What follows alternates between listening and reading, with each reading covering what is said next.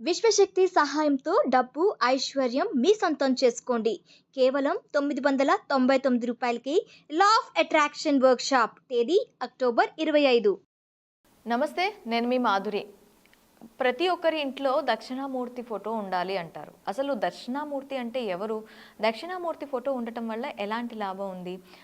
ఆ law of అట్రాక్షన్లో Dakshinamurthy కున్న ప్రాధాన్యత ఏంటి? అంటే దక్షిణామూర్తిని ఆరాధిస్తూ లా ఆఫ్ అట్రాక్షన్ని ఎలా సాధన చేయొచ్చు?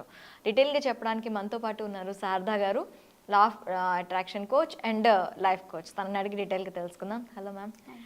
దక్షిణామూర్తి అంటే చాలామంది అంటూ ఉంటారు దక్షిణామూర్తి ఫోటో ఖచ్చితంగా ఇంట్లో ఉండాలి అని చెప్పి. అసలు దక్షిణామూర్తి అంటే ఎవరు? ఆయన ఫోటో ఇంట్లో పెట్టుకుంటే ఎలాంటి లాభాలు ఉంటాయి? దక్షిణామూర్తి అంటే ఎవరో కాదు మేడం, శివుడి యొక్క మరో రూపమే దక్షిణామూర్తి. ఆయన దక్షిణ దిక్కుకి అధిష్టాన దేవుడుగా ఉంటారు. ఆయన వల్ల మనకి కలిగే లాభాలు ఏంటో తెలుసా మేడం? మన జ్ఞాన సంపద కావాలి, వాక్ సంపద కావాలి, మేధస్సు కావాలి. మనం ప్రతిదీ పని చేయాలంటే మన జ్ఞానం బాగా ఉంటేనే మనం ఏదైనా మాట్లాడగలుగుతాం. జ్ఞాన సంపద మనకు సరస్వతి ద్వారానే వస్తుంది, దక్షిణామూర్తి ద్వారా కూడా వస్తుంది. ఆయన తపోశక్తితోటి ఆయన జ్ఞానాన్ని చాలా పవర్ఫుల్గా చేసుకున్నారు మేడం. ఒక వృక్షం దగ్గరకు వెళ్ళి ఆయన తపస్సు చేస్తూ కూర్చుంటారు. ఆయన దగ్గర ఋషులు మహర్షులు అందరూ కూర్చొని కూడా ఆయన సాధన చేసే కొన్ని పవర్ఫుల్ టెక్నిక్స్ నేర్చుకొని వాళ్ళు సాధన చేసి యోగులుగా, ఋషులుగా, మహాత్ములుగా అయ్యారు. అలాంటి వాటిలో మన చాగంటి కోటేశ్వరరావు గారు కూడా ఒక మహానుభావుడే అని చెప్తూ ఉంటారు. మీరు ఈ స్టేజ్కి రావడానికి కారణం ఏంటి సార్ అని చాలామంది అడిగితే ఆయన ఇంటర్వ్యూలో ఓపెన్గా చెప్పిన విషయం ఏంటో తెలుసా మేడం? మా తాతగారు ప్రతిరోజు పూజకి కూర్చోమని చెప్పేవాళ్ళు. మాకు పూజ అంటే ఏంటో తెలియదు, కానీ మీరు పూజ చేయకపోయినా పర్వాలేదు, అక్కడ కూర్చోండి మెట్ల దగ్గర, నేను వచ్చి ప్రసాదం ఇస్తున్నాను, మీరు ప్రసాదం తిని స్కూల్కి వెళ్ళండి అని చెప్పేవాళ్ళంట. అలా ఒక దక్షిణామూర్తి ఫోటోని పెట్టి 10 నిమిషాలు నేను పూజ చేసుకొని వచ్చేంత వరకు దక్షిణామూర్తి కళ్ళ వైపే తదేకంగా చూడండి. మీరు ఆ తదేకంగా ఎప్పుడు చూస్తూ ఉంటారో అప్పుడు మీకు ప్రసాదం వస్తుంది. 10 నిమిషాలు కదలకూడదు, కళ్ళలో కళ్ళు పెట్టి చూడండి దక్షిణామూర్తిని అని చెప్పేసి ఆయన పూజకు వెళ్ళేవాడంట. పూజకు వెళ్ళి వచ్చే లోపల అందరూ దక్షిణామూర్తి వైపే ఫోటో తీసుకొని చూస్తూ ఉండేవాళ్ళంట. కళ్ళలో కళ్ళు పెట్టి దక్షిణామూర్తిని చూస్తూ ఉండేవాళ్ళంట. వాళ్ళకు దేవుడి మీద ఇంట్రెస్ట్తో కాదు మేడం, ఇలా చూస్తే మా తాతయ్య ప్రసాదం ఇస్తారనే ఆలోచనతోటే చేసేవాళ్ళంట. అందులో చాగంటి కోటేశ్వరరావుకి భక్తి అంటే చాలా ఎక్కువయ్యి అందరూ పిల్లలు చూడకపోయినా ఆయన మాత్రం తాత చెప్పిన మాటని అనుసరించాలని చెప్పి చాగంటి కోటేశ్వరరావు గారు ఎప్పుడూ దక్షిణామూర్తి కళ్ళలోనే చూస్తూ ఉండేవారంట. ఆ దక్షిణామూర్తి వల్లనే నాకు జ్ఞానం అబ్బింది. ఇంత జ్ఞాన సంపదని నేను చెప్తున్నానంటే ఆయన వల్లనే నేను చెప్తున్నాను. నా టర్నింగ్ పాయింట్ ఎక్కడైనా ఉంది అంటే ఇన్ని స్టేజ్ల్లో నేను చెప్పడం వల్ల నా టర్నింగ్ పాయింట్. నేను ఉద్యోగం చేస్తూ నా జ్ఞాన సంపదని పెంచుకుంటూ 10 మందికి నేను సహాయం చేస్తూ 10 మందికి నా జ్ఞానాన్ని పంచుతూ ఉన్నాను అని ఒక ఇంటర్వ్యూలో చెప్పారు మేడం. అలానే మన పిల్లలు కూడా జ్ఞాన సంపదని కోల్పోతున్నారు. ఎందుకంటే వాళ్ళ కాన్సన్ట్రేషన్ ఉండట్లేదు చదువు మీద. చాలామందికి యాక్టివిటీస్ ఎప్పుడు ఫోన్ చూస్తూనే ఉంటుంటారు, వాళ్ళ మైండ్ అంతా ఫోన్ పైనే ఫోకస్ చేస్తుంది. అలా మన మాట వినుకోకుండా ఫోన్ల మీద ఫోకస్ చేసుకుంటూ చదువు ఎవరైతే నెగ్లెక్ట్ చేస్తారో అలాంటి పిల్లలకి ఒక దక్షిణామూర్తి ఫోటో తీసిచ్చి వాళ్ళు ఎక్కడైతే చదువుకుంటారో అక్కడ హోల్డ్ చేయాలి. దక్షిణం గోడ ఎక్కడైతే ఉంటుందో, ఆయన పేరే దక్షిణామూర్తి కదా మేడం, ఎక్కడైతే మన ఇంటికి దక్షిణం వైపు ఉంటుందో ఆ గోడకి తగిలించేసేయాలి. ఫోటో మాత్రం మనది ఉత్తరం వైపు చూస్తూ ఉండాలి. దేవుడు మాత్రం మనకు ఉత్తరం వైపు చూస్తుండాలి, ఫోటో మాత్రం దక్షిణానికి తగిలిస్తూ ఉండాలి గోడకు. అలా స్టిక్ చేసేసి తదేకంగా దక్షిణామూర్తి కళ్ళలో కళ్ళు పెట్టి 10 మినిట్స్ చూడాలి. మీరు చూడండి మేడం, అలా 10 మినిట్స్ చూడండి, మీకు ఏమైనా అనిపిస్తుందా? కళ్ళు కూడా ఆర్పకూడదు.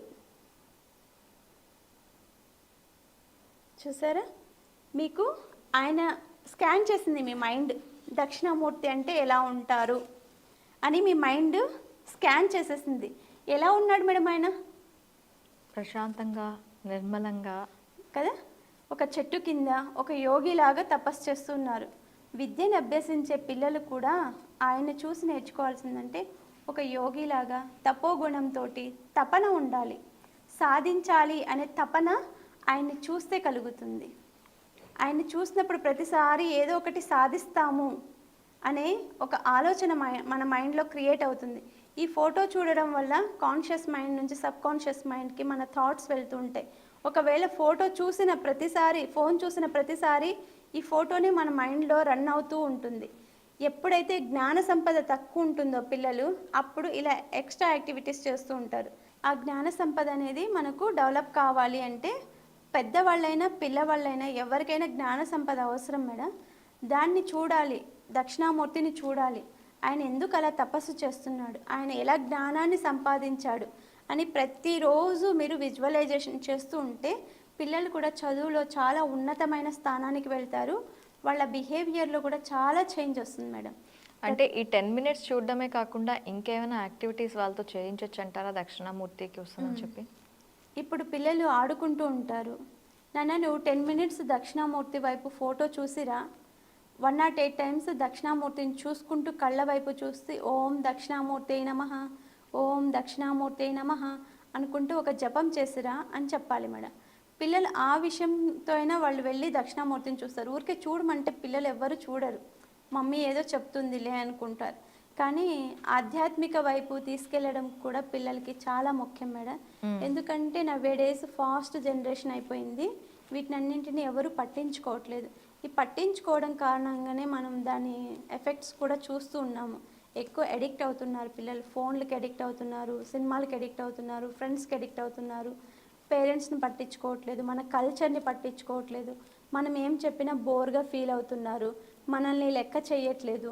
ఇలాంటి మైండ్ సెట్ అంతా వాళ్ళకు క్లియర్ అయిపోయి కొంచెం మనం వాళ్ళని మోటివేట్ చేసుకుంటూ ఇలా ఆధ్యాత్మిక వైపు తీసుకెళ్తూ వాళ్ళకి ఒక్కొక్క దేవుడి యొక్క విశిష్టత, ఇది చేస్తే ఇది కలుగుతుంది, ఇది చేస్తే నీకు మంచి జరుగుతుంది అని మనం ప్రతిరోజు వాళ్ళని ఫీడ్ చేస్తూ ఉంటే, ఇప్పుడు పిల్లలు ఒక క్యాండిల్ లాంటి వాళ్ళు మేడం. కరిగిస్తే కరిగిపోతారు, లేకపోతే ఒక షేప్లో తీసుకురావాలంటే ఏ గ్లాస్లో వేస్తే ఆ షేప్ వస్తుంది కదా మేడం. అలా పిల్లలు మనం ఎలా మౌల్డ్ చేస్తే అలా మౌల్డ్ అవుతూ ఉంటారు. కొంతమంది మౌల్డ్ అవ్వరు. అలా మౌల్డ్ అవ్వని పిల్లలకి వాళ్ళకి ఏ లెవెల్లో చెప్తే వాళ్ళు మనకి మౌల్డ్ అవుతారనేది మనం పేరెంట్స్గా మనకు తెలుస్తుంది. అప్పుడు అలాంటి యాక్టివిటీస్ ఇవ్వాలి.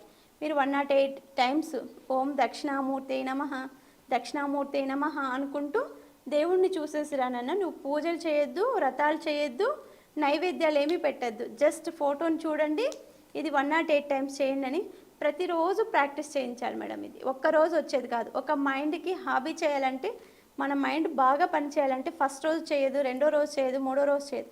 ఒక 21 డేస్ మనం హాబీగా దాన్ని అలవర్చుకున్నాం అనుకోండి, అది మన లైఫ్ లాంగ్ చేస్తూ వెళ్ళమని చెప్తుంది. దానికి మనం హాబీ అయిపోతాం. అవును.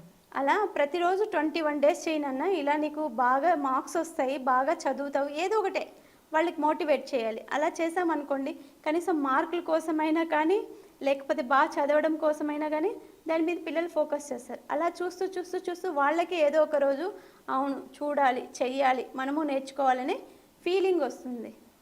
వాళ్ళని మనం మోటివేట్ చేయొచ్చు. దీని ద్వారా వాళ్ళ జ్ఞాన సంపద చాలా బాగా పెరుగుతుంది. వాళ్ళ లైఫ్లో ఏదో ఒక్క రోజు టర్నింగ్ పాయింట్ అయితే 100% ఇస్తుందని నేనైతే చెప్తాను మేడం. ఎవరైతే దక్షిణామూర్తిని 10 నిమిషాలు చూస్తారో, పెద్దవాళ్ళు కానీ పిల్లలు కానీ చిన్నతనం నుంచి అలవాటు చేయాలి మేడం వాళ్ళకు. అలా అలవాటు చేసామనుకోండి, ఏదో ఒక టైంలో అందరూ సెటిల్ అవుతారు, కానీ కొంతమంది డిఫరెంట్గా సెటిల్ అవుతారు.